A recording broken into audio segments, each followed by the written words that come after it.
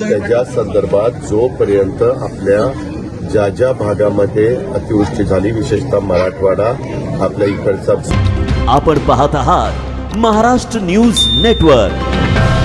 कोल्हापूर, इकडे जळगाव वगैरे, पालघर, विदर्भाचे काही तिथं या सगळ्याच्या बाबतीमधले सगळे पंचनामे आणि सगळे पूल किंवा रस्ते किंवा काय हे सगळे यायला थोडासा वेळ लागतोय. परंतु तरी देखील आता आम्ही जे 32,000 कोटीचं पॅकेज जाहीर केलेलं आहे ते दिवाळीच्या आत त्यांना डीबीटीवर कसे पैसे देता येतील याबद्दलचा प्रयत्न चालू आहे. आणि काल चीफ सेक्रेटरी पण आमच्याबरोबर होते की तुम्ही सगळ्या कलेक्टरांशी बोलून ताबडतोब ते सगळ्या जी काही माहिती आहे ती गोळा करा. कारण एकदा तुम्ही प्रस्ताव पाठवला, परत दुसरा प्रस्ताव तुम्हाला पाठवता येईल नाही, आमच्या पाठीमागे जे पाठवलं त्याच्यात ही चूक राहिली, ती चूक राहिली, त्याच्यावर थोडासा विलंब लागतो. पण तुम्ही पाहिलं असेल तिथं अमितभाई पण म्हणाले की तुम्हाला मी मदत करीन आणि काल आम्ही पंतप्रधानांना पण विनंती